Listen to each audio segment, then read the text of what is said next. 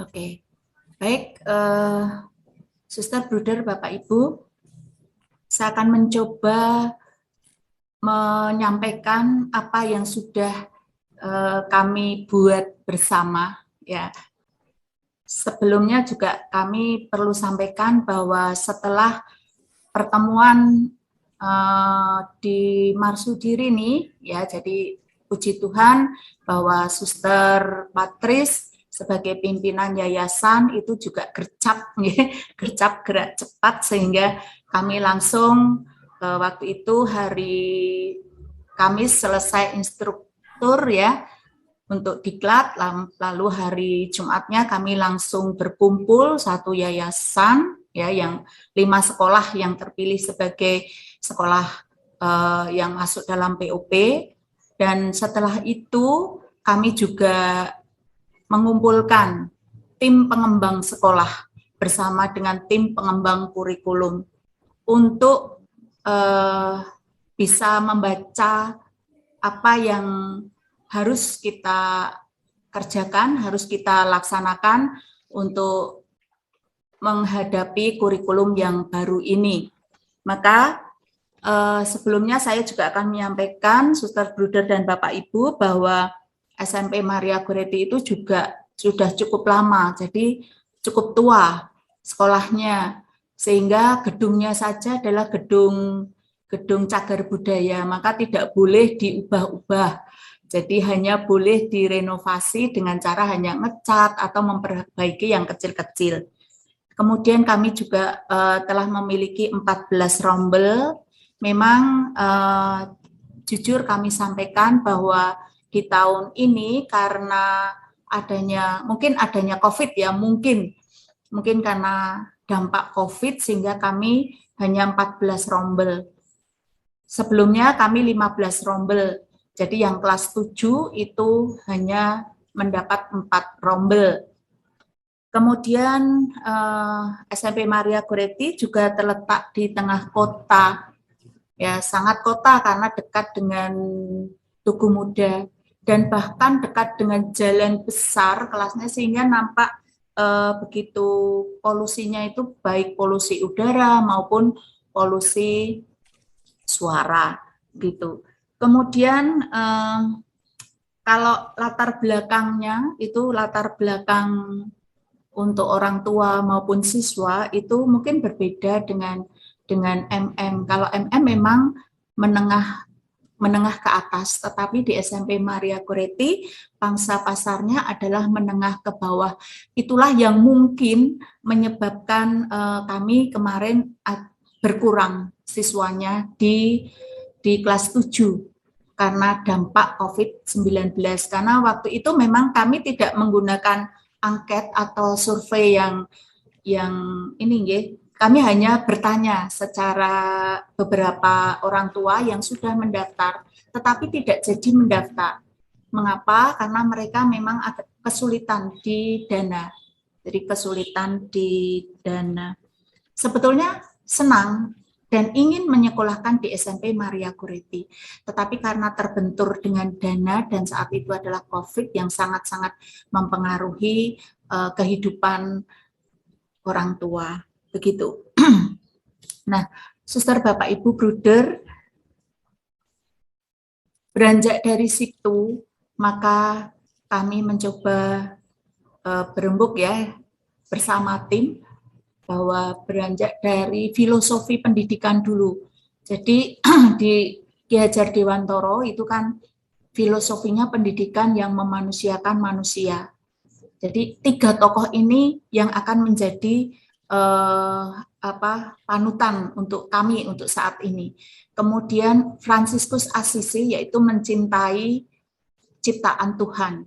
Dan yang ketiga Magdalena Damen, Ibu Magdalena Damen, itu filosofinya adalah Deus Providebit atau penyelenggaraan ilahi. Nah, kemudian kami sampaikan juga bahwa kami mencoba menganalisis meskipun ini baru dari Dapodik dan juga dari angket PPDB dan angket BK. Jadi ini memang belum menjurus pada POP ya, survei POP, tetapi kami mencoba mengambil itu karena kami ada angket PPDB dan angket BK, begitu. Nah, di mana dari angket itu dan dari Dapodik itu bahwa kita mendapatkan ya kesimpulan sementara bahwa pendidikan mereka atau masyarakat itu sebetulnya menginginkan pendidikan yang bermutu, tetapi ringan biayanya. Ya, itu yang kami tangkap. Kemudian bahwa lulusan-lulusan dari SMP Maria Goretti itu berorientasi pada sekolah kejuruan dan pendidikan karakter. Maka di sini kami sangat-sangat memberi perhatian untuk pendidikan karakter. Kemudian juga kami dapatkan sumber daya bahwa guru-guru kami kompeten, ya artinya sudah S1 semuanya dan sesuai dengan bidangnya mengajar. Kemudian sarana prasarana juga sudah kita lengkapi. Ini saya juga bersyukur dengan kebutuhan masyarakat tadi, kebutuhan dari lulusan kami, dan kami bisa bersinergi dengan sekolah kejuruan yang satu yayasan. Kemudian kami juga berjejaring dengan pemerintah dan lembaga lain. Nah, sebagai umpan baliknya bahwa kami melihat lulusan dari SMP Maria Goretti itu memiliki karakter yang sudah diharapkan meskipun belum mendarah daging, begitu ya, belum mendarah daging. Kemudian kami juga menangkap bahwa orang tua merasa senang menyekolahkan di SMP Maria Goretti karena pendidikan karakternya di SMP Maria Goretti, begitu. Ini beberapa hasil yang kami dapatkan dari Dapodik bahwa siswa kami itu juga beragam agamanya, namun yang paling besar tetap beragama Katolik, tapi ada juga yang beragama Hindu, agama Buddha, jadi sangat heterogen. Kemudian moda transportasinya ini juga yang paling banyak ini adalah sepeda motor. Nah, ini juga membuat kami berpikir ya, karena orang tua dari anak-anak didik kami itu menengah ke bawah, sehingga yang lebih banyak adalah sepeda motor. Ya, ini beberapa data yang saya kira yang kami gunakan untuk menganalisa, begitu. Oke, nah itu kemudian untuk yang baru ini kami mencoba untuk visi sekolah nanti, yaitu refleksi sebagai pembiasaan untuk membentuk pribadi yang beriman pada Tuhan, cerdas, mencintai sesama dan alam ciptaan melalui nilai-nilai kemarsudirian. Karena nilai kemarsudirian ini kan sudah dimiliki di Yayasan Marsudirini. Oke. Kemudian tujuan yang akan kita capai mendewasakan peserta didik melalui nilai-nilai kemarsudirinian. Nah, untuk itu semuanya, maka Bruder, Bapak, Ibu, dan Suster, rencana dokumen kurikulum yang akan kami buat ya di SMP Maria Goretti, ya yang kami narasikan filosofisnya, bahwa pendidikan di SMP Maria Goretti itu mengedepankan pendidikan yang memanusiakan manusia, mencintai ciptaan Tuhan, dan percaya akan penyelenggaraan ilahi. Jadi filosofis dari 3 tokoh tadi itu kita masukkan di sini. Kemudian untuk ekologisnya bahwa SMP Maria Goretti itu tadi sudah saya sampaikan terletak di tengah kota dan polusinya ada polusi suara, polusi udara. Maka kami mencoba tetap memberikan atmosfer pendidikan yang positif di antara sekolah-sekolah di negeri swasta di sekitar kami, dan terutama lagi juga kami berusaha untuk menjadi magnet bagi sekolah-sekolah dasar. Lalu untuk sosial budayanya, tadi juga sudah kami paparkan bahwa warga SMP Maria Goretti itu sangat heterogen, dilihat dari suku, ras, agama, ekonomi, pendidikan, dan latar belakang keluarga. Kalau tadi dari data yang kami lihat dari Didapodik bahwa pendidikan orang tua, baik ayah maupun ibu, itu paling banyak hanya SMA, paling banyak itu. Nah, kemudian untuk iptek, kami mencoba untuk mewujudkan pembelajaran yang aktif, kreatif, inovatif, reflektif, dan menumbuhkan kecakapan hidup. Karena apa? Anak-anak Maria Goretti tadi adalah anak-anak yang berasal dari menengah ke bawah, sehingga kita perlu memberikan bekal untuk anak-anak untuk bisa menumbuhkan kecakapan hidup mereka. Oke.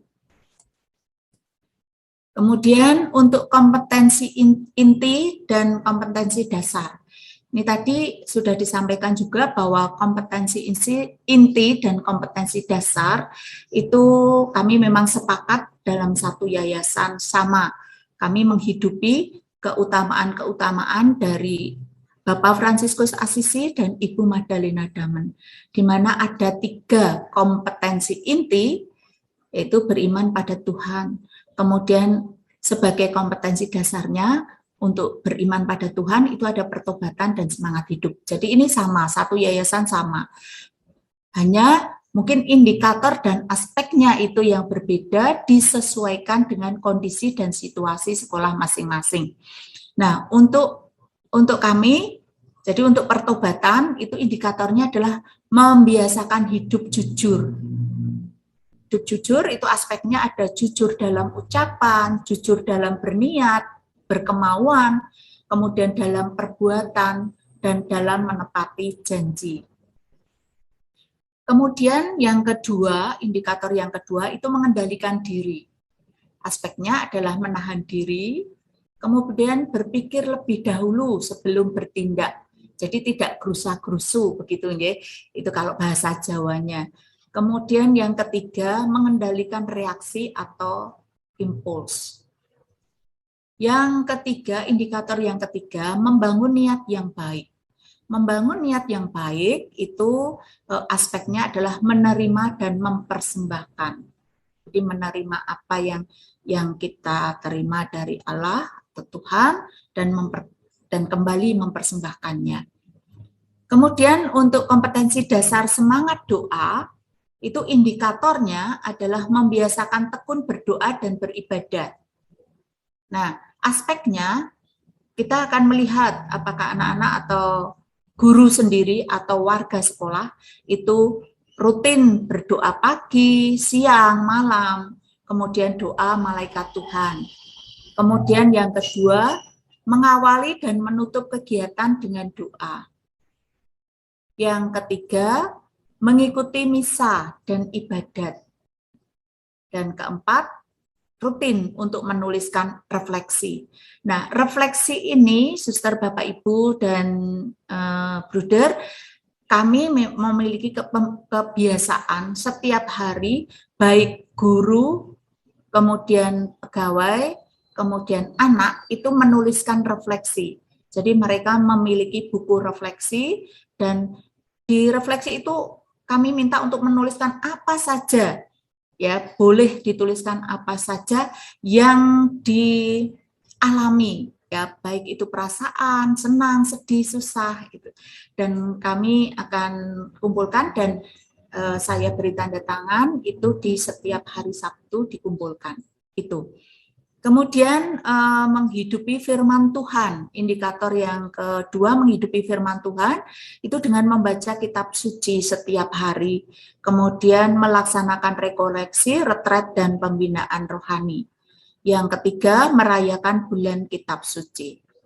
Nah, dari kompetensi inti yang pertama itu landasan teorinya sudah ada di samping ini, nanti mungkin bisa saya mendapatkan masukan-masukan dari Bruder atau Suster atau Bapak Ibu dan Mas Heri dan Mas Hendy. Oke.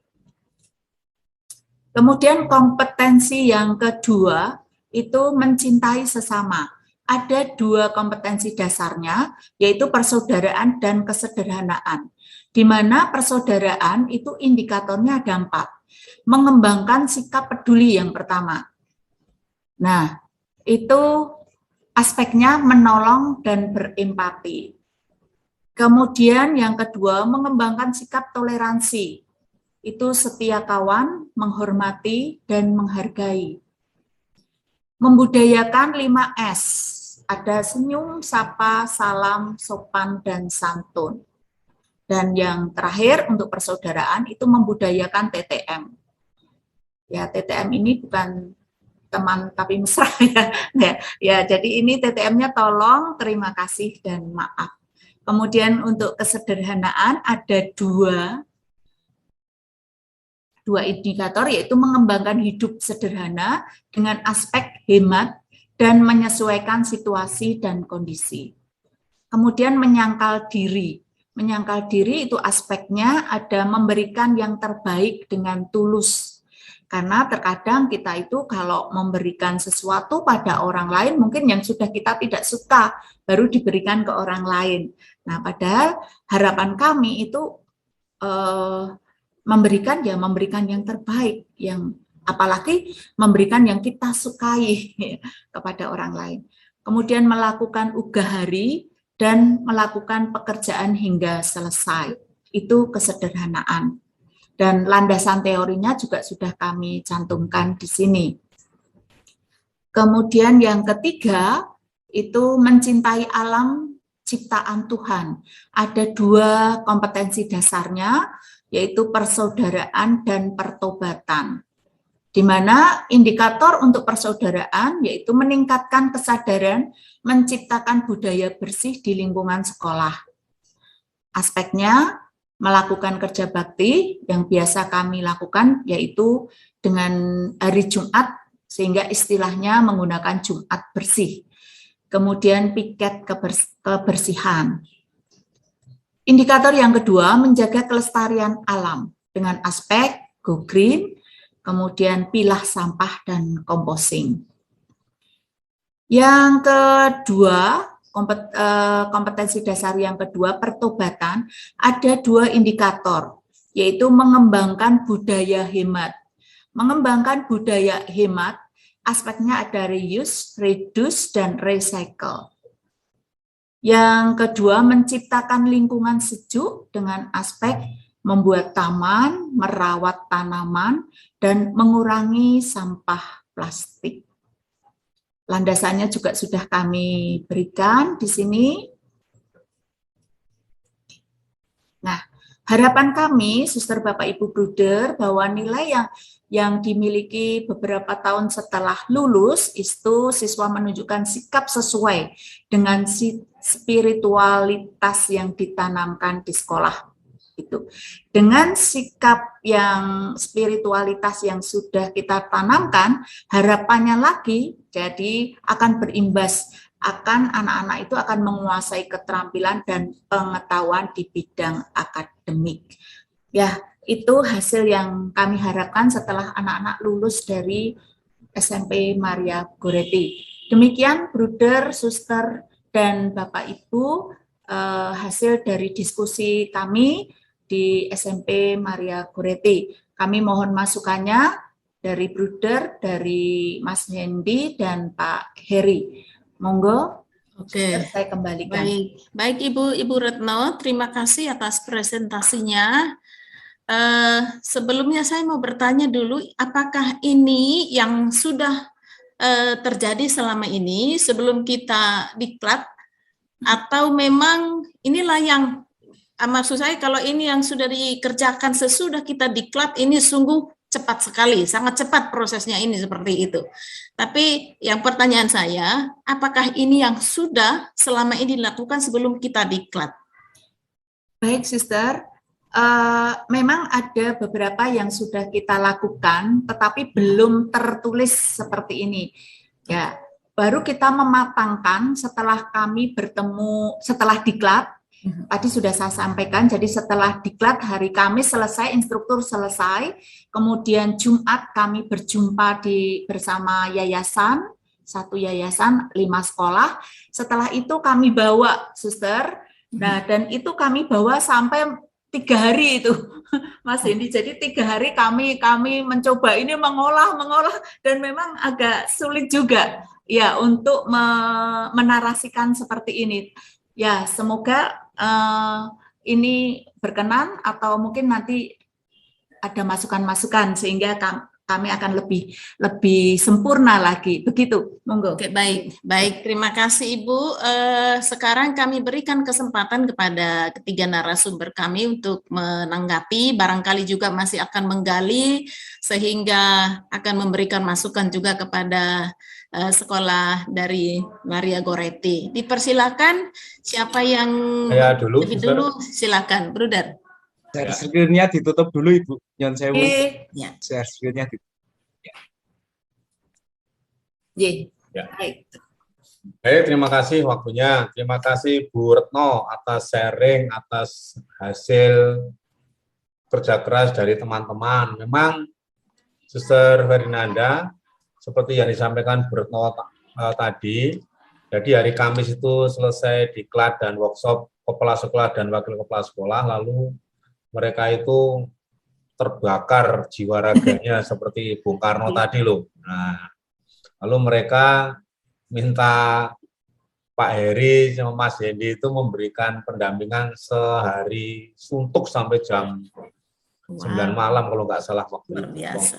Langsung masih kembali ke kantor Yayasan Pangudilur untuk melanjutkan pekerjaan yang lainnya waktu itu.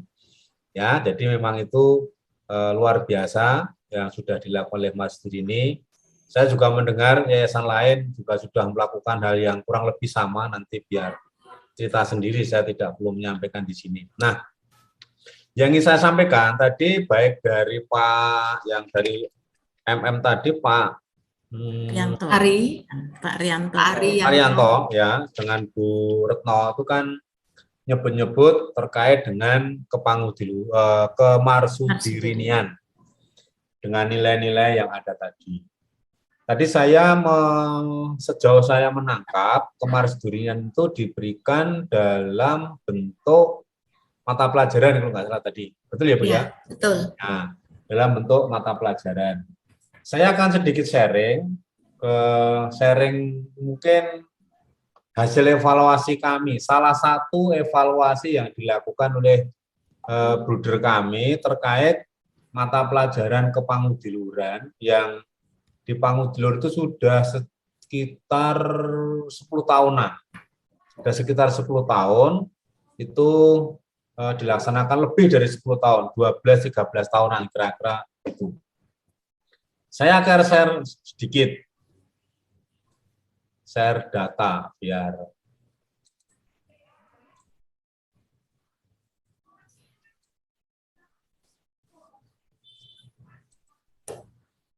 Nah, ini hasil evaluasi pendidikan kepangudiluran. Ini hasil penelitian Bruder Christophorus Sangsung dalam karya akhir kuliahnya, skripsi. Jadi mata pelajaran itu oleh Bruder Sangsung diteliti apakah dampaknya dari sisi pengetahuan, dari sisi dari sisi penghayatan dan lain-lain. Ya. Kalau soal mata pelajaran secara keseluruhan, apakah mata pelajaran kepangudiluran itu baik, sangat baik, dan tidak baik, itu dari 163 itu yang mengatakan sangat baik itu tidak ada. 0. Ngeri loh Bapak. Kita tuh menawarkan sesuatu yang baik kok tidak ada satupun yang mengatakan iya itu sangat baik. Padahal kalau itu sesuatu yang baik dijalankan dengan baik kan masuk surga. Tapi kok nggak ada yang mengatakan sangat baik. Nah, ini ada sesuatu yang memang harus dicari. Kenapa kita menawarkan sesuatu yang baik lewat mata pelajaran kepangudiluran yang 1 jam 1 minggu sama di tempat kami. 1 jam 1 minggu, tapi satu pun tidak ada yang mengatakan baik. Ini wilayah penelitiannya di Yogyakarta. Ya. Lalu yang mengatakan baik dari 163 itu 43. Hanya 43. 26% nggak ada separuh, kecil sekali. Kurang, mengatakan kurang, wah banyak sekali. Nah, 73. Lalu sangat kurang, 1%. Ini saya nampilkan data dulu, nanti komentarnya ya. Ibu bisa cermati. Ini ada mata pelajaran tanggapan anak begini, baik tidak baiknya. Sekarang dilihat dari aspek pengetahuan, karena namanya juga pelajaran, ya, pelajaran kepangudiluhuran. Nah, dari sisi pengetahuan sangat baik, dengan yang menjawab sangat baik dari 163 itu 103 anak atau 63%. Dari sisi pengetahuan, siapa Budre Vise lahir negeri mana, pendirinya siapa, pelindungnya siapa, nilai-nilai yang diayati apa, itu 103. Kemudian yang baik 56, 34%, yang kurang 4. Sangat kurang tidak ada. Dari sisi pengetahuan cukup baik. Artinya pengetahuan tentang nilai dan pengetahuan tentang Budre Vise. Dari aspek penghayatan, nah ini agak menarik ini. Dari aspek penghayatan, ternyata belum memuaskan juga. Masih dikatakan selalu, itu artinya selalu mempraktekkan itu 65 responden, lalu 40%, sering 86, 53%, kadang-kadang 7%, yang tidak pernah 0. Artinya ya gagal sama sekali juga tidak. Artinya ya kadang-kadang ingat, kadang-kadang itu masih lumayan ada 7%. Dari sisi proses pelaksanaan pembelajaran, karena itu pelajaran. Nah, itu selalu sering 65%, kadang-kadang 9%. Nah, yang ini saya sampaikan, Bapak Ibu, ini yang nomor slide pertama ini, secara keseluruhan. Apakah mata pelajaran kepangudiluhuran itu baik atau tidak baik dari sisi kehadirannya itu? Ternyata tidak. Mengapa? Ini analisa ya Ibu, ini belum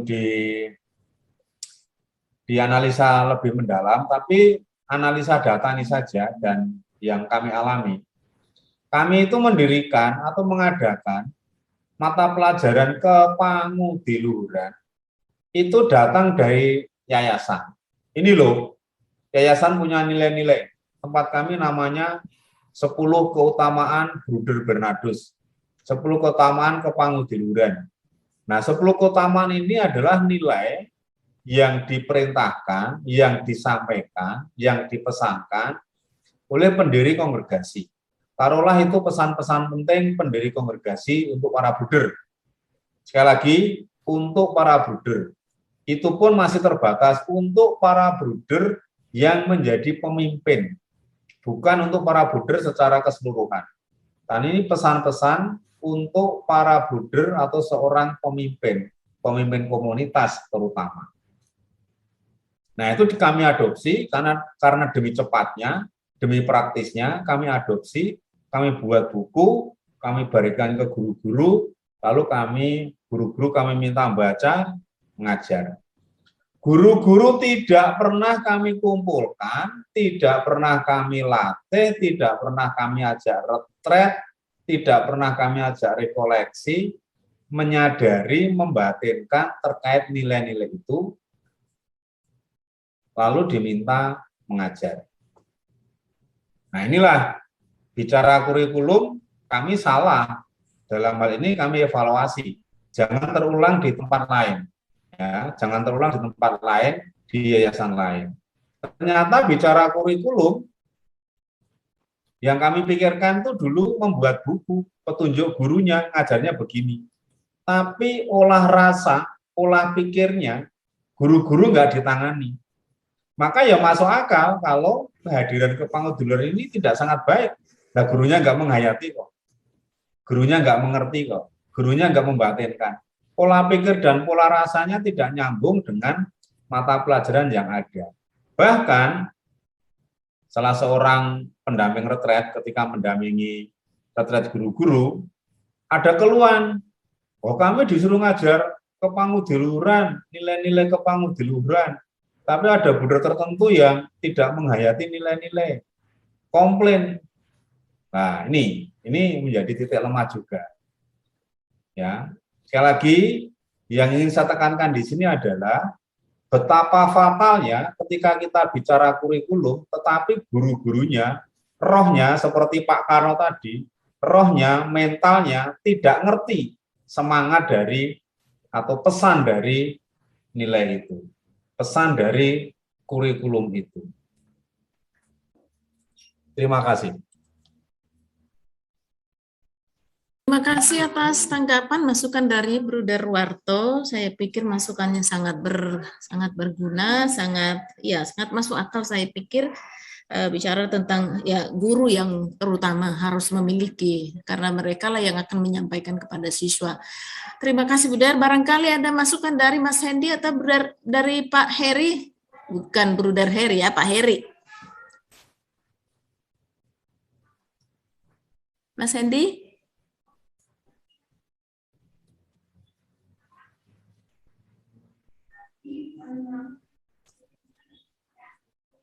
Mic-nya Mas Hendy, mic-nya nggak bunyi. Iya. Suaranya.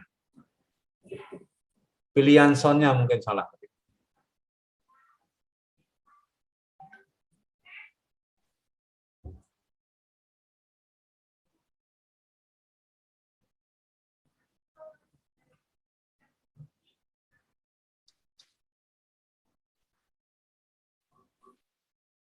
Belum ada suara. Belum ada suara, Mas.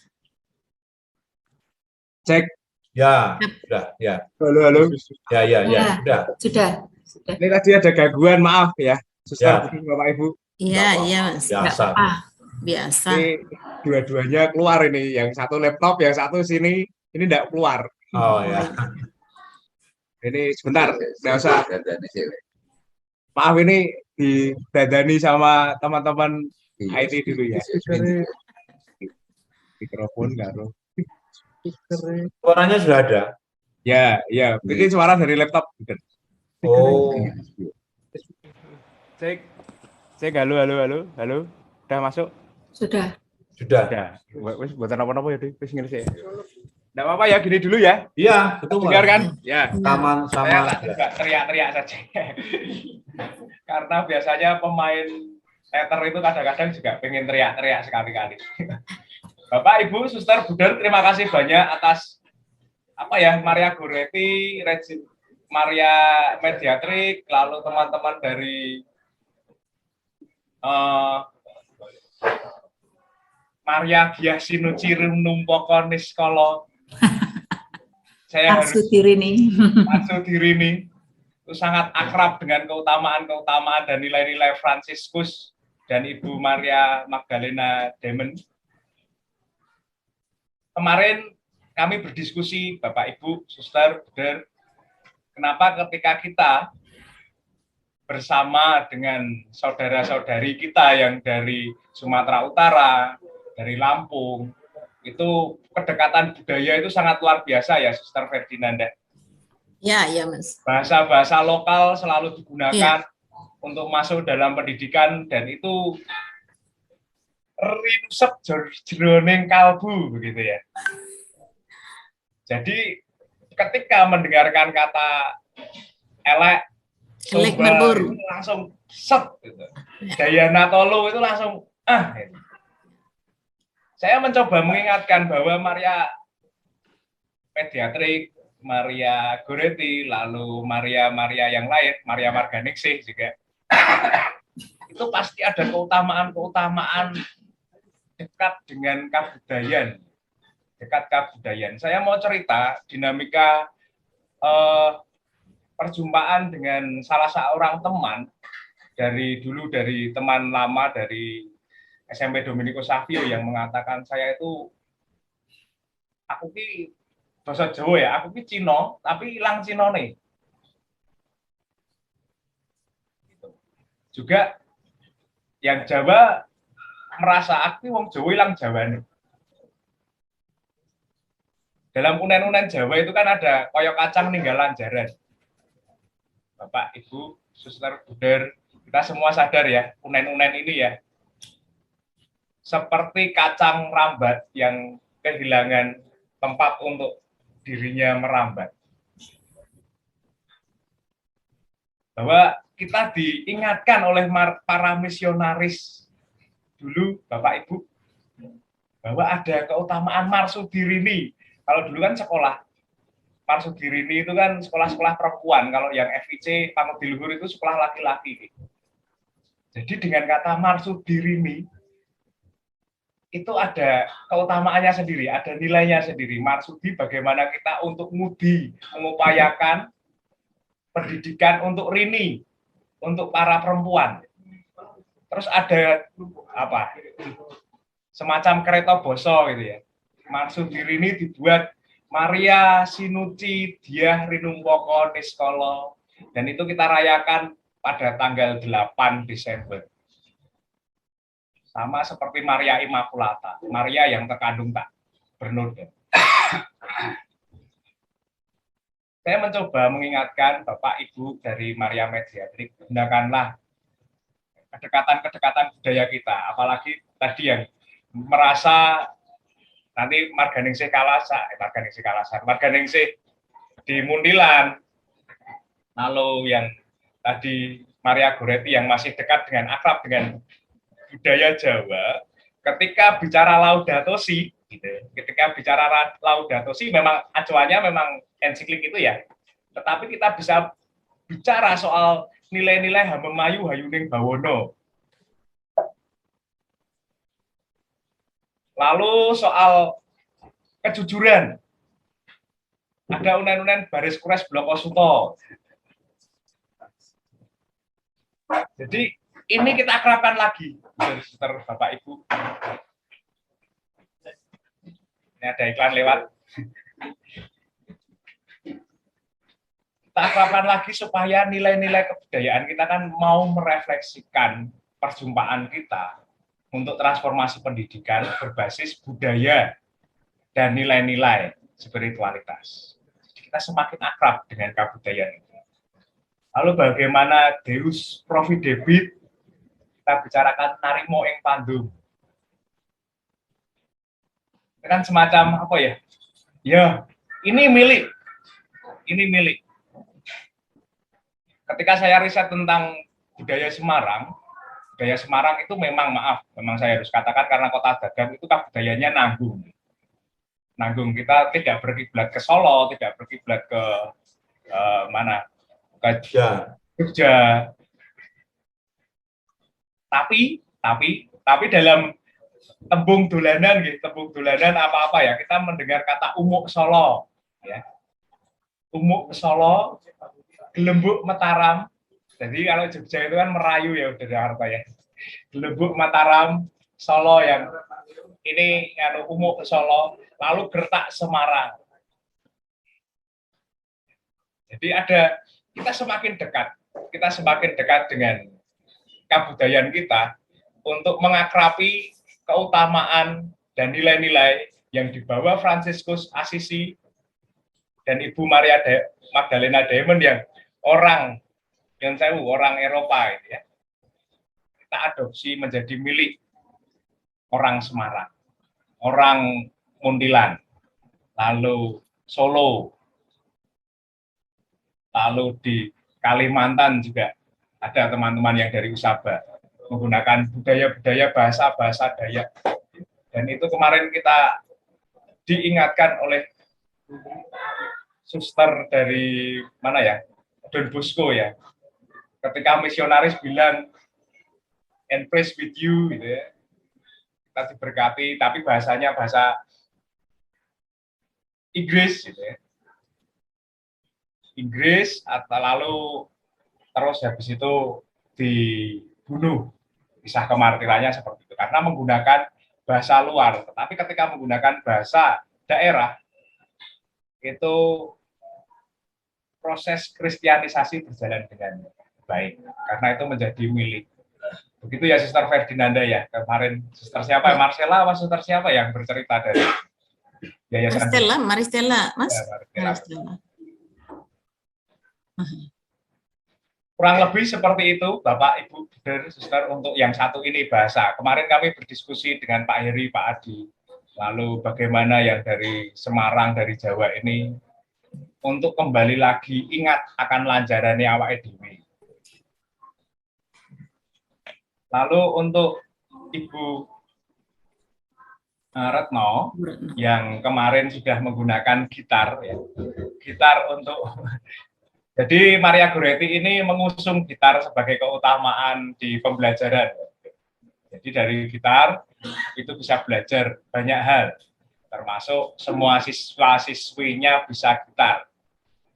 Nah, tetapi saya mau menunjukkan yang dari salah satu dari draft modul, ada sesuatu yang lain Ibu. Kalau misalnya tadi Ibu sudah memetakan bahwa lulusan-lulusan Maria Goretti akan langsung banyak yang sekolah kejuruan. Nih, saya bacakan dua alinea ini ya. Berdasarkan pendekatan budaya ini dari draft modul halaman 14, berdasarkan pendekatan budaya di mana sekolah berada, kita mencoba meneliti secara lebih dalam potensi kearifan lokal.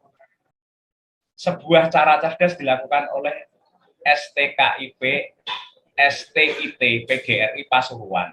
Mereka mengadakan pendampingan ekstrakurikuler penjahit kepada Madrasah Anawiyah, MA gitu aja ya. Sunan Ampel, Kraton Kabupaten Pasuruan. Telah dipetakan bahwa daerah tersebut memiliki budaya menikah di usia dini, sangat jarang dari siswa menempuh pendidikan lebih tinggi. Dari menjahit, pendidikan karakter, kepribadian, rahmat sosial, komunikasi, bahasa, kebiasaan pribadi, keramahan, optimisme untuk bertahan hidup di masa depan, dan dapat dipelajari tanpa melulu harus digurui. Jadi ini melompat jauh ke India ketika konteks globalisasi mengakibatkan praktek konsumsi yang sangat mencolok untuk menilai pembedaan sosial serta pembentukan identitas. Indeks generasi India menyebut sebagai anak-anak liberalisasi yang dicirikan melek teknologi, mengakumi kapitalisme, menginginkan kekayaan, memilih pekerjaan di sektor swasta, serta mengkonsumsi hasil industri secara berlebihan tanpa rasa bersalah. UNESCO mencoba menyelamatkan budaya lokal, yakni Kutiyatam, semacam wayang orang India, melalui proses pendidikan. Jika seorang tidak cerdas dan memiliki dedikasi artistik yang tinggi, mereka tidak akan bisa mengingat banyak dialog dalam tata bahasa Malayam dan Sanskerta. Dari cermin ini, narasi dari India, terobosan gerakan seniman masuk sekolah yang diinisiasi Kemendikbud tahun 2017 kiranya baik untuk diteruskan demi pelestarian budaya lokal.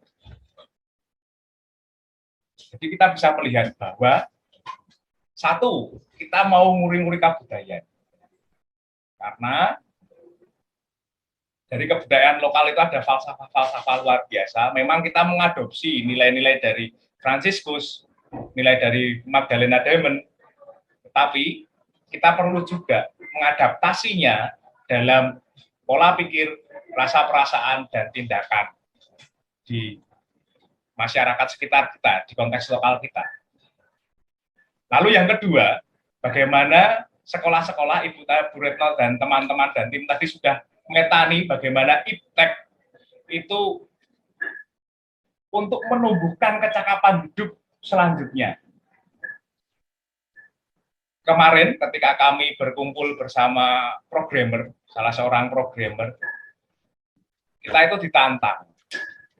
ditantang oleh salah seorang programmer tersebut. Buder, bapak-bapak yang ada di sini, seorang programmer, saya seorang programmer, orang yang punya usaha programmer, membutuhkan satu kecakapan yang luar biasa, yakni Excel. Excel. Jadi dengan adanya tadi Bu Retno sudah menyadari ini, bagaimana kita menggunakan Excel ini, Microsoft Excel itu sebagai wadah untuk memberi kecakapan peserta didik kita di masa depan. Itu Ibu. Untuk aspek kompetensi dasar dan nilai-nilai nanti pakar. Ya, saya memberi tantangan ini karena Ibu sudah memetakan dari awal, sudah bagus, sudah advance, lebih dari yang kita harapkan sebenarnya. Tapi juga perlu nanti menuliskan apa yang menjadi naskah akademik PR kita 10 hari ke depan. Itu saja, Ibu. Terima kasih banyak. Terima kasih, Mas Hendy. Baik. Terima kasih Mas Hendy atas penjelasannya, tantangannya kepada dua sekolah yang sudah mempresentasikan apa yang sudah mereka lakukan setelah mengikuti diklat kita. Memang bagi kami, kalau saya bicara sedikit dulu mengenai kami dari Medan, orang Batak, tadi Mas Hendy sudah menyinggung, diklat ini memang mendorong kami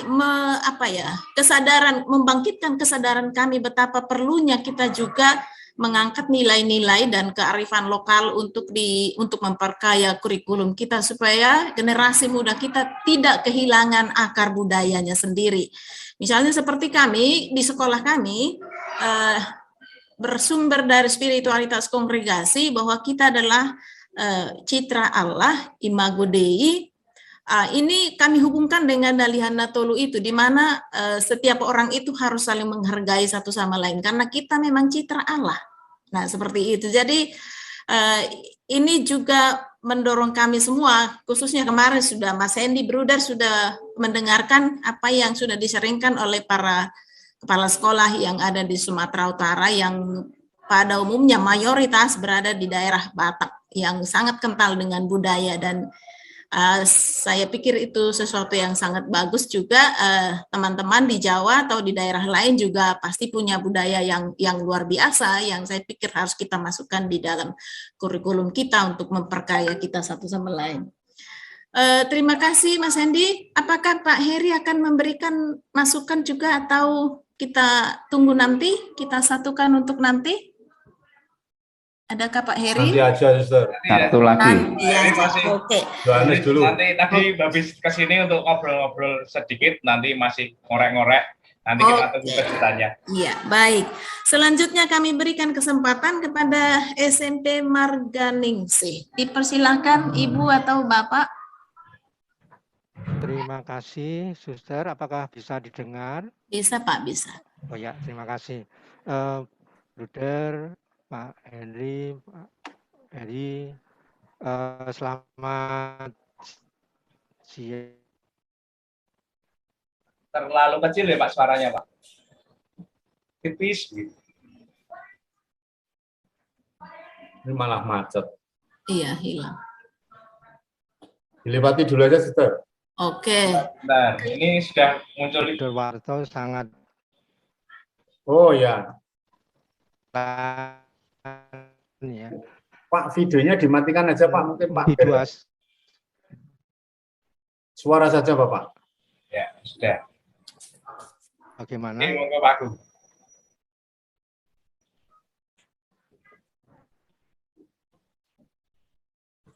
Kelihatannya ada kendala.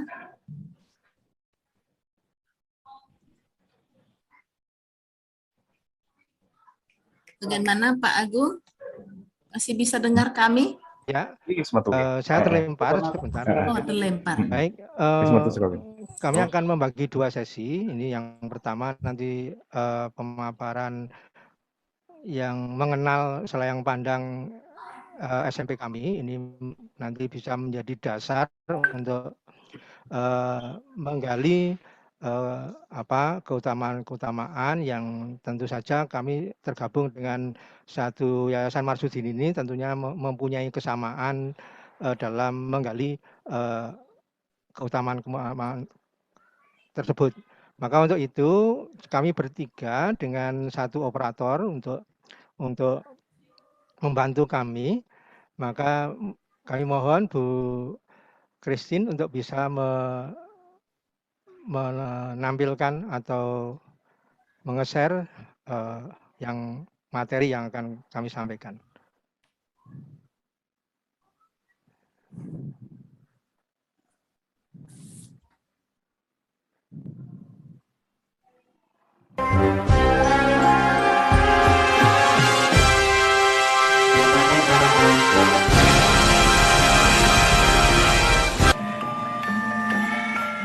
Sekilas perjalanan SMP Marganingsih.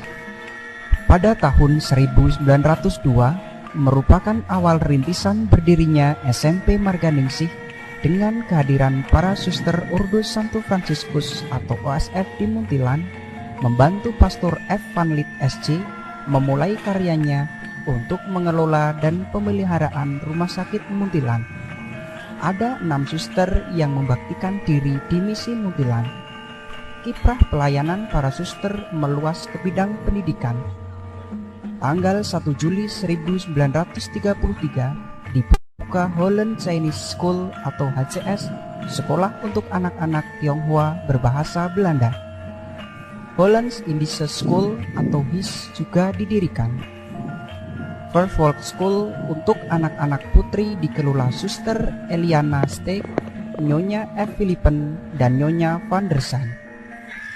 Tahun 1939, Taman Kanak-kanak didirikan.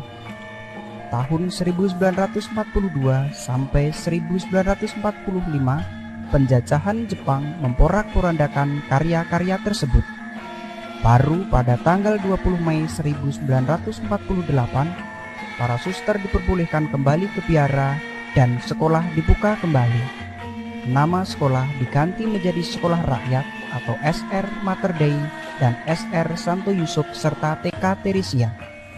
Pada tanggal 19 Desember 1948, para suster dipaksa lagi untuk mengosongkan biara dan tanggal 21 Desember 1948 HCS dan HIS dibakar. Pada tanggal 1 Juli 1952, sekolah diberkati kembali dan tercatat 600 murid Tionghoa dan Jawa. Seiring berkembangnya karya pendidikan, diselenggarakan pendidikan sekolah menengah pertama atau SMP Putri dengan statusnya sebagai bagian dari SMP Canisius Muntilan. Selanjutnya dibangun gedung sekolah dan peletakan batu pertama pada tanggal 21 April 1962. Pemberkatan gedung sekolah dilaksanakan pada tanggal 9 Agustus 1963. Setelah gedung dan sarana lainnya terpenuhi, SMP Marganingsih memisahkan dari SMP Canisius meskipun secara administratif masih menjadi satu. Tanggal 1 Februari 1972, secara resmi SMP Marganingsih berdiri sendiri. Tahun 1980, lokasi kelas SMP Marganingsih tukar tempat dengan lokasi SD Mater Dei Muntilan. Tahun 1994, lokasi SMP Marganingsih tukar tempat dengan lokasi SD Santo Yusuf. Pada Juli tahun 1998, terdapat siswa SMP Marganingsih dari luar kota ditampung di Wisma Fransiskus. Inilah cikal bakal berdirinya Asrama Marganingsih. Pada tahun 2006, SMP Marganingsih terpilih untuk menjadi rintisan sekolah standar nasional atau RSSN. SMP Marganingsih merupakan sekolah swasta pertama di Kabupaten Magelang yang terpilih sebagai sekolah standar nasional atau SSN. Adapun visi sekolah adalah terwujudnya komunitas pendidikan yang cerdas, merdeka, dewasa, dan manusiawi. Untuk mencapai visi tersebut dijabarkan dalam 4 misi. Pertama, menyelenggarakan pembelajaran yang mengembangkan kecerdasan spiritual, emosional, dan intelektual. Kecerdasan spiritual yaitu mampu mengalami penyelenggaraan ilahi, semakin peduli sesama, lingkungan, alam sekitar. Kecerdasan emosional yaitu memiliki kemampuan mengendalikan diri dan menata hati. Kecerdasan intelektual yaitu suka bertanya, berpikir logis, dan kreatif. Misi kedua, menyelenggarakan pembelajaran yang memerdekakan, memampukan siswa untuk menciptakan rasa aman, memilih dengan seksama, setia pada pilihan. Misi ketiga, menyelenggarakan pembelajaran yang mendewasakan, memampukan siswa untuk bijak dalam berpikir dan bertindak, berani sendiri dan bertanggung jawab. Misi keempat, menyelenggarakan pembelajaran yang memanusiakan, memampukan siswa untuk bersaudara, berbela rasa, santun, dan jujur. Tujuan sekolah mendampingi peserta didik dalam mengembangkan diri menjadi pribadi berkarakter yang peduli sesama, lingkungan dan alam sekitar, kuat pengendalian diri dan penataan hati, suka bertanya, logis dan kreatif, mampu menciptakan rasa aman, memilih dengan seksama dan setia pada pilihan, matang dalam berpikir dan bertindak, berani sendiri dan bertanggung jawab, bersaudara, berbela rasa, santun, dan jujur.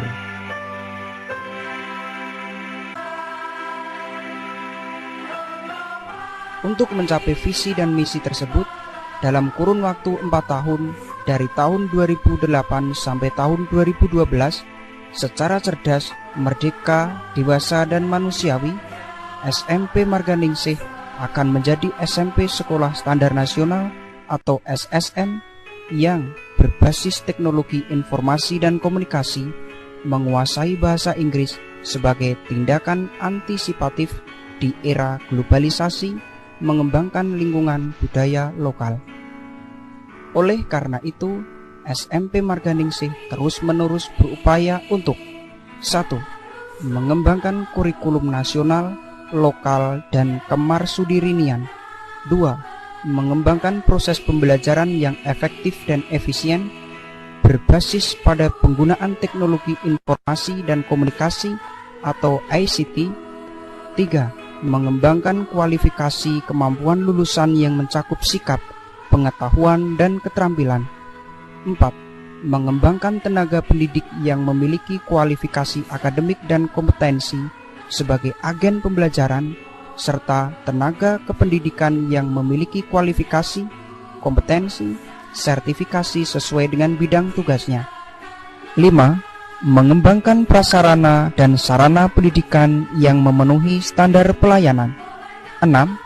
Mengembangkan pengelolaan pendidikan yang berkaitan dengan perencanaan, pelaksanaan, dan pengawasan kegiatan pendidikan secara mandiri, efektif, efisien, dan akuntabel. 7.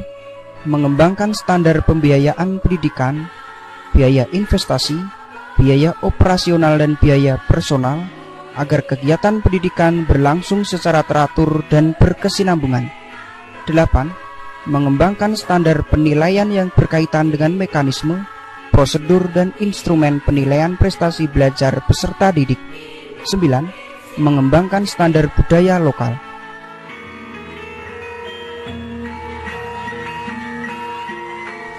Mengembangkan pendidikan karakter kemarsudirinian, mengembangkan budaya memasak makanan tradisional, membuat cenderamata, wayang kardus, memanfaatkan kembali barang bekas, menyelenggarakan festival budaya Nusantara.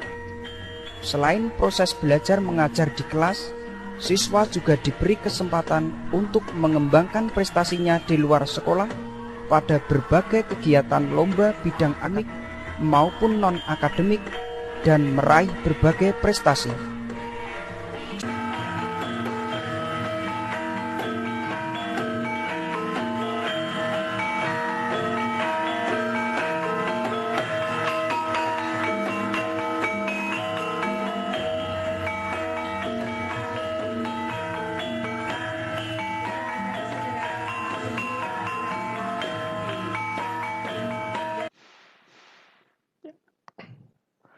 Oke, terima kasih Bu. Begitu selayang pandang, kemudian saya akan share screen. Sebentar. Apakah sudah bisa dilihat? Sudah belum? Oke. Sebentar. Sudah ya. Yang tayangan yang tadi itu yang kami lakukan, kemudian ada perubahan dari visi sekolah setelah rintisan SSN, kemudian tahun 2018 karena visi harus sama dengan visi yayasan, maka kami mengubah visi yang tetapi secara substansi tetap yang dilakukan di sekolah sama. Jadi tidak menjadi kendala walaupun rumusan visi itu berubah. Nah, kami tidak menyampaikan landasan-landasan karena tadi sudah banyak yang menyampaikan dan kami harus menggali dari beberapa literatur yang bisa pertanggungjawabkan, maka kami tidak melakukan menampilkan untuk landasan-landasan. Itu akan kami gali setelah nanti kita tim pengembang kurikulum akan berkumpul menggali literasi-literasi yang kami butuhkan. Kemudian untuk keadaan saat ini dari tahun ke tahun memang ada penurunan. Di Muntilan itu sekolahnya sangat padat ya. Kami dengan Kanisius itu saudara sekandung dengan saya sebenarnya dengan SMP Marganingsih itu kondisinya juga sama.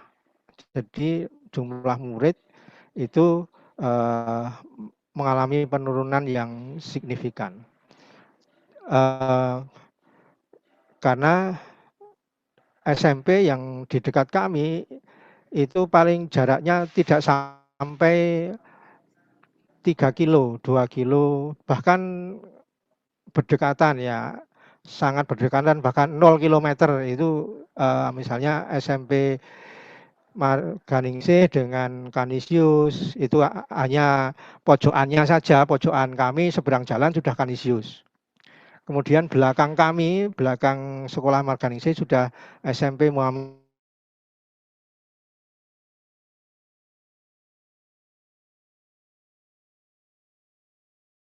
Negeri 1 dan pojokannya juga SMP Negeri 2. Kemudian yang BW dari kami 2 kilometer. Nah, dari jumlah itu memang penurunannya bukan karena memang jumlah umat yang ada di 3 paroki di situ memang sangat sedikit. Saya pernah mensurvei 3 tahun yang lalu melalui admin lingkungan, litbang paroki itu kira-kira seumur SMP itu yang lulus hanya sekitar 90 sampai 150. Itu dibagi ke 6 sekolah.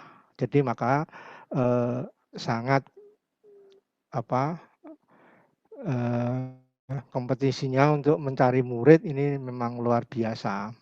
Nah, karena tadi disebutkan bahwa SMP Kanisius itu menjadi bagian dari sejarah misi di Muntilan, maka mau tidak mau harus hidup. Sehingga SMP Marganingsih berupaya untuk membuat asrama supaya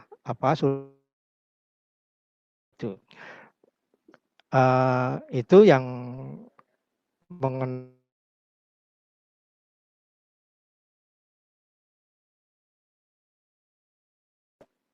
yang besar Katolik, yang Kristen hanya 8, yang Islam yang 4, Budanya 1, yang Katolik 129.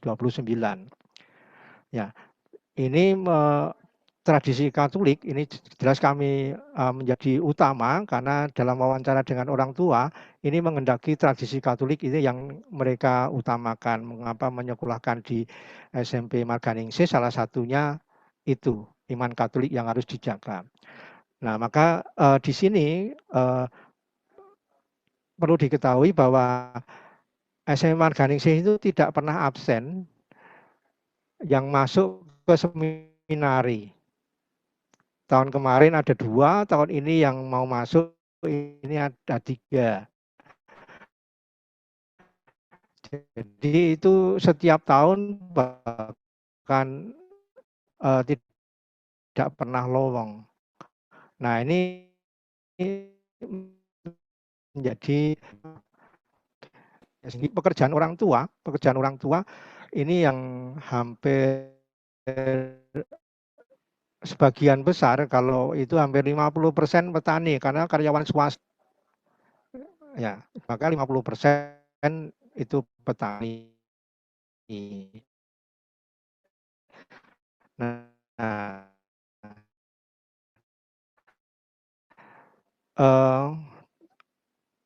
kemarin pada tahun ajaran ada hal yang perlu kita upayakan di sini karena kami melihat petani sekarang ini kurang dari, kalau anak-anak nanti tidak diupayakan dengan teknologi pertanian, dikenalkan dan sebagainya, itu akan kehilangan profesi petani ini. Maka kita akan mencoba untuk nanti juga membangun itu, tapi kami masukkan dalam pangan kami. Kemudian dari yang tidak nyaman di standar sarana prasarana. Nah, sarana prasarana ini yang kami rasa masih kurang nyaman. Nah, kemudian teknologi ini menjadi kami utamakan sejak dulu karena yang UNBK pertama kali SMP Marganingsih meminta mengirim surat ke Kemendikbud untuk menjadi sekolah pertama supaya menyelenggarakan UNBK. Ini memberanikan diri dengan keadaan dikabulkan. Jadi pertama kali SMP Marganingsih dengan menyelenggarakan UNBK secara mandiri. Nah, ini yang dulu di negeri hanya ada 2 orang, 1 kabupaten, itu pun ditunjuk dan diberi sarana prasarana. Maka SMP Marganingsih pernah itu. Nah, ini karena latar belakang kami sejak tahun 70-an itu sudah ada mengetik hilang, kemudian ada komputer, itu mulai tahun 80-an kita sudah menyelenggarakan ke sana sampai sekarang. Jadi untuk teknologi ke depan ini memang kami upayakan sampai sekarang, dan bahkan ini akan kita tingkatkan lagi dengan blended learning untuk ke depan, dengan misalnya melengkapi sarana WiFi di sekelas itu dengan nantinya akan satu password, satu anak satu password, kemudian mengirimkan bandwidth ke guru-guru. Nah, guru-guru, jadi di sini ada tower, tadi ada tower internet, kita kirimkan ke guru-guru, tapi infrastrukturnya dibangun oleh para guru sendiri, bukan sekolah. Jadi kalau mau itu kita kirim, karena bisa sejauh 60 km tanpa gangguan itu bisa.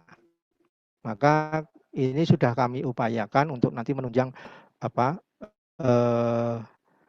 pembelajaran masa depan. Kemudian untuk karawitan ini menjadi yang utama karena karawitan ini ada banyak nilai. yang ada terkandung di situ, nilai-nilai sosial tentunya, karena karawitan gamelan Jawa itu menjadi merupakan alat musik yang saya kira paling sulit di dunia ya. Karena apa? Karena masing-masing alat itu memiliki nafas sendiri-sendiri. Nah, dan tidak bisa yang menjadi keunggulan kami untuk yang kemarin tahun-tahun yang lalu kita mengupayakan menjadi hal yang diutamakan karena di situ banyak nilai yang terkandung di dalam berkarawitan. Tentunya sudah pernah menjuarai dan di tingkat kelurahan, kecamatan dan sebagainya suruh mengiringi wayang juga pernah ya. Ini anak-anak yang dulu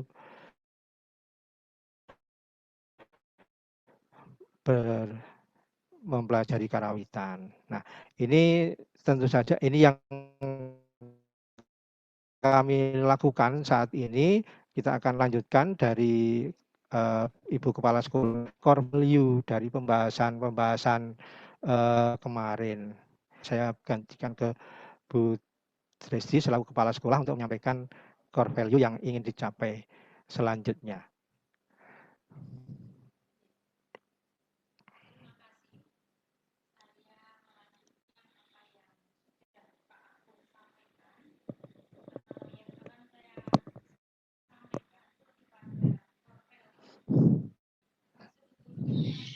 Maaf, Bu Tresti belum di-unmute. Belum di-on-kan, Pak. Terima kasih Pak Agung. Saya melanjutkan. Selamat siang, Buder, Suster, Bapak Ibu. Salam sehat dan salam bahagia untuk kita semua. Mohon maaf Ibu, Suster. Ini kan waktunya tinggal 1 jam 45. Kalau agak dipercepat gimana ya? Karena masih banyak sekolah. Ya, saya pikir begitu. Terima kasih. Seperti yang disampaikan oleh Bapak Ari maupun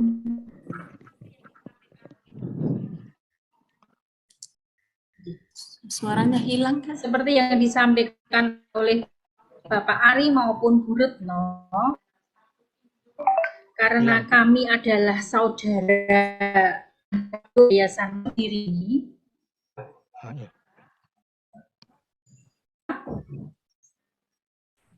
keutamaan yang suaranya putus. kami pilih itu sama dengan yang tadi SMP pediatrik mau dari ini. Sebentar. Putus-putus Bu, nggak jelas ya? Ya, nggak kedengaran sama Nggak jelas. Mohon maaf tadi Dilompati dulu aja, Suster. Oke, mohon maaf Ibu dari Marganingsi karena suaranya putus-putus. Yayasan PAK Pak Suroto biar nanti dapat semua, Suster. Bagaimana Pak Heri? Ini kan Marsudiri ini sudah ada 3 ya. Iya. Terus kemudian ada Yayasan PAK yang belum. Iya. Dan satu lagi yayasan mana, Suster? Yayasan Usaba, Pak, Usaba. Ya, nanti bisa Yayasan PAK 1, Yayasan Usaba. Oke. 1 baik. agar waktunya bisa dapat semua. Baik, terima kasih Pak Heri. Untuk dari Marganingsi mungkin nanti sudah akan bisa diberikan masukan oleh Bapak Heri atau apa. Lalu sekarang mungkin kita akan memberi kesempatan dulu kepada Yayasan Panti Asuhan Katolik SMP Yohanes ke-23. Kami persilakan Pak Suroto. Terima kasih. Buder, Suster, Bapak Ibu, selamat siang berkah dalam. Perkenankan kami berikan salam untuk dari SMP Yohanes 23. SMP Yohanes 23, cerdas, kreatif, berkarakter bersama Sang Pembaharu maju. Terima kasih. Rekan-rekan, kami ber-19 dan tentunya beberapa karyawan juga mengikuti dalam kegiatan fokus grup diskusi pada siang hari ini. Suster, Bapak, Ibu, Buder, nanti kami juga perlu dibantu oleh Pak Leo untuk bisa share screen.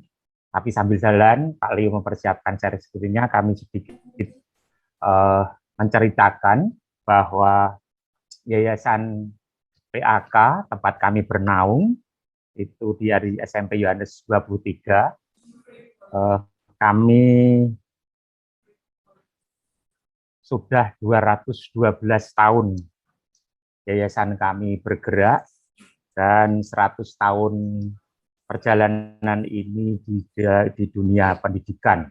Sebelumnya adalah yayasan kami bergerak di panti asuhan Katolik, sehingga nama kami Yayasan Panti Asuhan Katolik. Buder, Bapak, Ibu, perlu kami sampaikan, kami tidak akan secara detail seperti rekan-rekan yang lain, karena kami juga sudah mempersiapkan pertemuan dengan Bapak Ibu guru di dalam mempersiapkan program POP Konsorsium Ismoyo ini di bawah Yayasan Pangudi Luhur.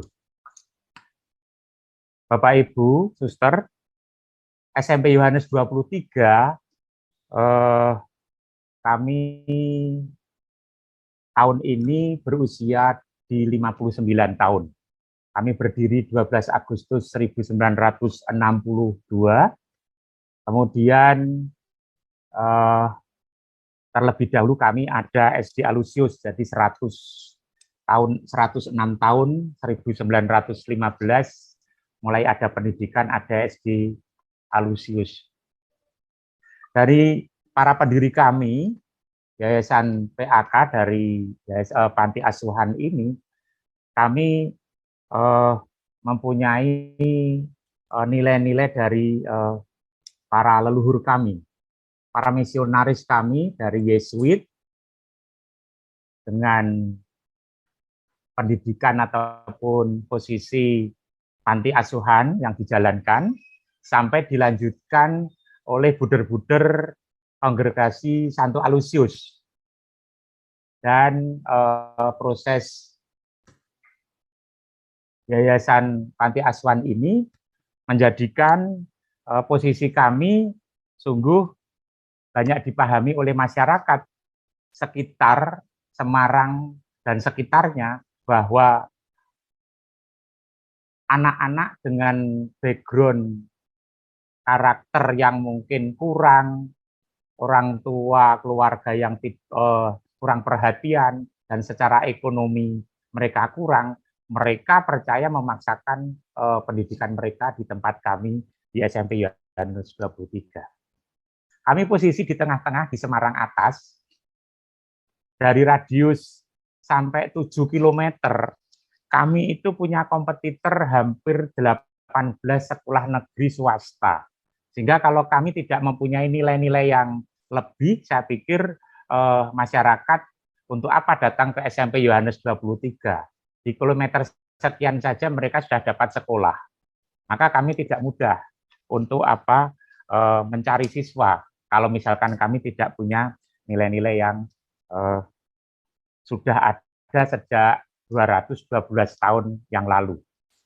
Bapak Ibu, core value yang nilai-nilai yang kita punya dari SMP Yohanes 23 ini tentunya tidak lepas dari proses dari yayasan kami, di mana perjalanan kami dari Yayasan Panti Asuhan Katolik, dan kami posisi saat ini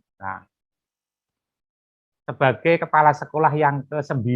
Semoga ukuran nilai 9 itu menjadi, kalau bahasa Jawa, bahasanya Mas Heri CS itu tiu, ada keberuntungan berkat untuk selanjutnya di usia yayasan dan sekolah kami. Nilai-nilai core value yang kita upayakan itu tentunya dari yayasan dan sampai sekarang menjadi semangat kami, yaitu spiritualitas yayasan. Berbahagialah kamu jika kamu saling mengasihi seperti aku mengasihi kamu. Nah, ini menjadi roh yang menjadi kekuatan kami semuanya di SMP Yohanes 23 dan Yayasan PAK dan seluruh warganya. Nilai kasih menjadi kekuatan kami. Apalagi kita dengan nama Yayasan Panti Asuhan Katolik. Tanpa kasih tidak akan pernah terselesaikan betapa beratnya mencari siswa baru untuk kondisi sekarang. Hari-hari ini rekan-rekan kami, mereka sudah bergerilya ke sekolah-sekolah menyampaikan program-program pelayanan kasih kami. Selanjutnya, nilai-nilai yang core value yang kami gulirkan itu juga dari karisma yayasan. Yesus adalah gembala yang baik. Gembala yang baik mengenali dombanya dengan baik. Gembala yang baik memberikan nyawanya bagi domba-dombanya. Itu harus ada di dalam seluruh warga sekolah kami. Khususnya bagi Bapak Ibu guru. Mereka harus betul-betul peduli benar dengan anak-anak. Dengan segala apa yang mereka rasakan. Satu contoh saja, bahwa sekolah kami ada satu masalah, misalkan saja satu kasus yang pernah muncul. Anak itu ada yang dimarahi oleh gurunya. Guru merasa kecewa, sudah diberitahu, diingatkan, tetapi anak tidak pernah berubah. Nah, ternyata setelah diselidiki, anak itu adalah dari panti asuhan juga, di sebelah panti asuhan. Ternyata di panti asuhan itu mereka jarang mendengar diperintah ini itu, ataupun mungkin kalau kadang-kadang suaranya yang keras dari para pembinanya. Ternyata suara keras mereka itu selalu inginkan kepada anak-anak mereka, anak-anak itu. Sehingga apa? Sungguh saat Bapak Ibu guru itu memarahi dia, itu menjadi suara yang merdu. Sehingga anak malah menikmati, sehingga malah mengulang-ulang. Nah, setelah kami sampaikan komunikasikan antara guru, anak, dan pembimbingnya, kami akhirnya bisa mengambil langkah selanjutnya. Kenapa? Oh, ternyata anak-anak itu perlu perhatian. Setelah dia itu diingatkan, kadang-kadang pakai suara keras, mereka malah menikmati dan mereka merasakan, oh, akhirnya dia paham ada perubahan. Guru sendiri juga tidak terlalu merasa kecewa bahwa sering memarahi tetapi kok ternyata tidak ada perubahan. Tapi ternyata anak-anak menikmati itu. Dan akhirnya setelah dikomunikasikan, akhirnya mereka bisa sejalan dengan apa yang diharapkan antara anak dan guru. Dari karisma yayasan ini kami juga punya nilai-nilai dari Santo Pelindung SMP Yohanes 23. Dan Santo Yohanes 23 adalah seorang pembaharu. Maka kami juga mempunyai nilai-nilai bagaimana SMP Yohanes 23 seluruh warganya menjadi seorang pembaharu. Setiap hadir kita harus punya nilai, ada kemajuan. Walaupun kita dengan anak-anak yang bisa dikatakan mereka secara karakter, secara ekonomi mereka kurang, tetapi mereka ada tempat untuk menjadi seorang pembaharu sebagai mengikuti dari Santo Pelindung. Bapak Ibu, perlu kami sampaikan, kami walaupun di posisi tengah dikupeng oleh banyak sekolah-sekolah, hampir 18 maksimal 1 kilo kita di tengah ini. Kami sampai saat ini masih diberi kepercayaan dengan 4-5 rombel setiap tahun. 4 rombel kami pasti dapat. Karena apa? Ada nilai-nilai yang orang tua yang punya dan sampaikan. Walaupun agak jauh mereka tetap semangat menempatkan anak-anaknya di sini.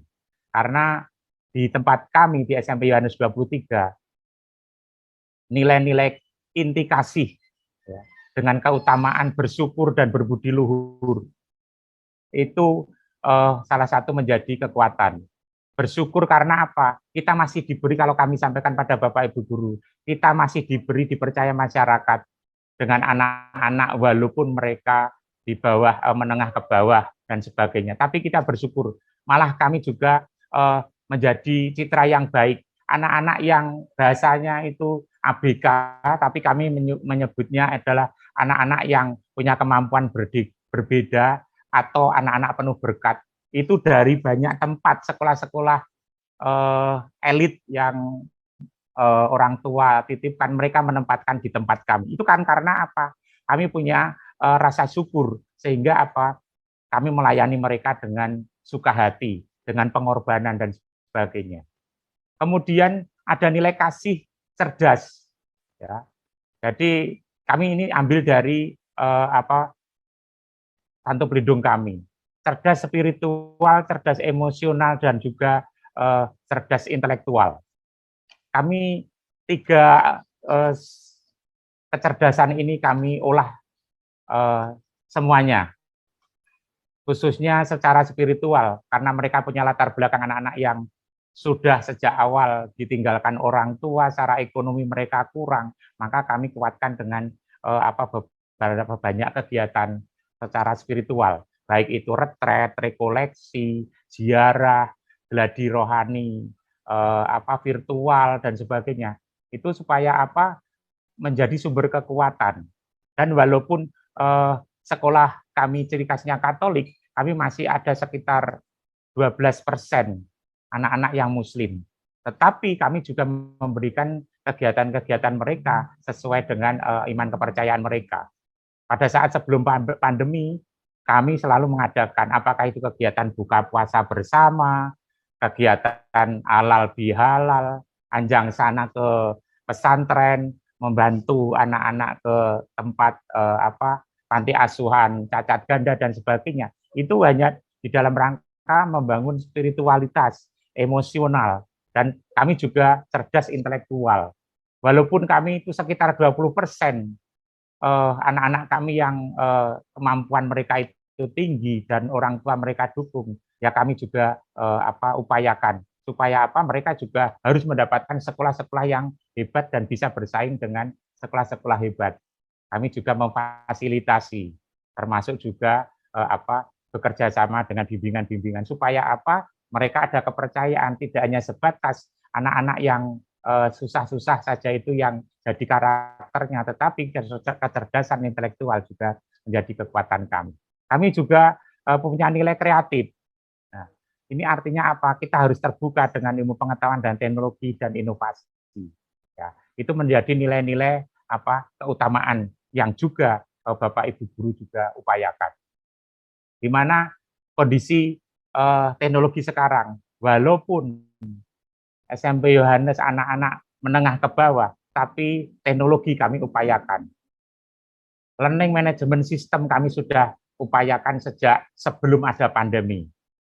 LMS Presto yang membuat anak-anak sekolah ujian online dan sebagainya, kami sudah bisa upayakan lebih dahulu. Kebetulan ada pandemi dan sebagainya, akhirnya menjadi bagian pendukung. Terlebih ke nilai yang terakhir bagi kita ada 4 berkarakter. Ini tentunya juga ada nilai keutamaan mandiri, percaya diri, jujur, berwatak satria, berani menghadapi tantangan zaman, disiplin dan peduli. Ini sungguh menjadi kekuatan kami. Anak-anak kami boleh menengah ke bawah, tapi mereka harus punya kepercayaan diri. Kami sudah tekankan kepada Bapak Ibu guru dan anak-anak, setiap kita tampil di forum, dimanapun tempat, harus tampil nama SMP Yohanes 23. Bapak Ibu guru saat ini harus tampil juga di tingkat kementerian. Mereka sampai saat ini ada 2 guru penggerak SMP Yohanes 23. Artinya apa? Mereka menjadi pembaharu. Mereka punya kepercayaan diri untuk bisa tampil membawa nama SMP Yohanes 23. Visi dari SMP Yohanes 23 yang sampai saat ini juga masih ada relevan, dan semoga mungkin kalaupun ada perubahan untuk POP ini kami juga akan mengupayakan. Tetapi yang sudah kami awal tahun selalu di dalam raker dan termasuk sedikit koreksi atau revisi, terwujudnya peserta didik yang berkarakter, cerdas, kreatif, berprestasi, berdaya juang, berkompeten, menguasai teknologi, berwawasan lingkungan, yang dijiwai semangat kasih dan sukacita dalam Roh Kudus. Itu semuanya diambil dari spiritualitas, karisma, dan juga dari semangat Santo Pelindung kita. Dan tentunya itu tidak akan pernah jauh dari harapan POP untuk mengedepankan juga profil pelajar Pancasila. Misi tentunya tidak perlu kami secara sampaikan, tetapi boleh bisa dibaca saja sedikit boleh, tetapi beberapa hal yang bisa kami sampaikan untuk nilai-nilai keutamaan yang 2 hari kemarin kami bersama-sama dengan Bapak Ibu Guru semuanya, sehingga mohon maaf Mas Heri, Pak Heri, kami belum bisa sampaikan tugas-tugasnya secara detail karena kami memang menunggu mereka, dan ini beberapa hasil dari pertemuan Bapak Ibu Guru dan perwakilan dari yayasan. Sekali lagi ada nilai 4, nilai inti kasih, cerdas, kemudian yang namanya berkarakter, itu menjadi bagian dari 2 hari kita bersama-sama menggali. Tapi dari Bapak Ibu Guru mereka menyampaikan, Pak Roto, sebenarnya kita sudah biasa, maka kesempatan kita masuk di PEP ini, POP Konsorsium Ismoyo ini sungguh menguatkan kembali apa yang menjadi nilai-nilai kekuatan kita yang sudah dilaksanakan, sehingga buktinya sampai saat ini masyarakat masih percaya dengan pendidikan yang ada di SMP Yohanes 23 dengan menitipkan mereka di dalam pendidikan. Next. Relevansi karakter profil pelajar Pancasila. Sedikit kami kemarin juga menyampaikan pada forum pertemuan dengan Bapak Ibu Guru beberapa hal kaitan antara nilai inti sekolah, nilai keutamaan yang nanti akan menjadi bagian desain kurikulum SMP Yohanes 23 di dalam program POP ini. Ada nilai kasih, cerdas, kreatif, berkarakter. Kemudian ada nilai yang menjadi nilai keutamaan dari kasih adalah bersyukur, berbudi luhur, dan berhubungan dengan karakter pelajar Pancasila, beriman, bertakwa, mulia, dan berkebudayaan global. Kemudian untuk nilai inti cerdas, keutamaan dari sekolah ada cerdas spiritual, emosional, intelektual, kemudian sinkron dengan karakter pelajar Pancasila adalah bernalar kritis, sedangkan untuk kreatif, terbuka bagi ilmu pengetahuan teknologi dan inovasi, ini juga menjadi karakter pelajar Pancasila kreatif. Kemudian terakhir yang menjadi kekuatan adalah berkarakter mandiri, percaya diri, jujur, berwatak satria, berani menghadapi tantangan zaman, disiplin, dan peduli. Ini menjadi karakter pelajar Pancasila, mandiri, dan bergotong royong. Itulah yang bisa SMP Yohanes 23 setelah perjalanan POP, kami semakin dikuatkan untuk bisa lebih memantapkan, menyiapkan anak-anak dan kepercayaan masyarakat dengan SMP Yohanes 23 dan Yayasan PAK. Mungkin itu yang bisa saya sampaikan. Mungkin ada rekan-rekan yang bergabung dengan saya di tempat yang lain ada mau sampaikan, dipersilahkan. Apakah itu Bu Astri selaku guru penggerak, Bu Indri juga selaku guru penggerak kurikulum. Ini beberapa kegiatan SMP Yohanes 23, ada jadwal. Nah, ini kemarin waktu pertemuan tanggal 2-3 November. Jadi kami Mary, Mas Heri, Mas Hendi, kenapa kami juga tidak didampingi, sehingga kami mungkin kurang detail apa yang jadi harapan dari konsorsium ini. Tapi kami mengupayakan apa yang sudah kami kerjakan, sekarang saatnya kami tulis kembali, dan apa yang kami tulis harus kami kerjakan kembali. Demikian, sekali lagi terima kasih. Selamat siang, berkah dalam. Matur nuwun, Buder, Suster, Bapak Ibu. Terima kasih Pak Matur nuwun, Pak Suroto. Rato. Ya. Terima kasih Pak Suroto sudah menyampaikan apa yang sudah mereka upayakan. Barangkali ini karena ini sekolah ada di sekitar Jawa Tengah, semua antara Maria Mediatrix, Maria Goretti, Marganingsih, dan SMP Yohanes ke-23 itu ada di wilayah Jawa Tengah, dan mungkin budaya daerah sedikit ada kesamaan. Mungkin kita akan memberi kesempatan kepada narasumber kita dulu untuk menanggapi ini. Nanti yang usaha ini daerah Kalimantan ya.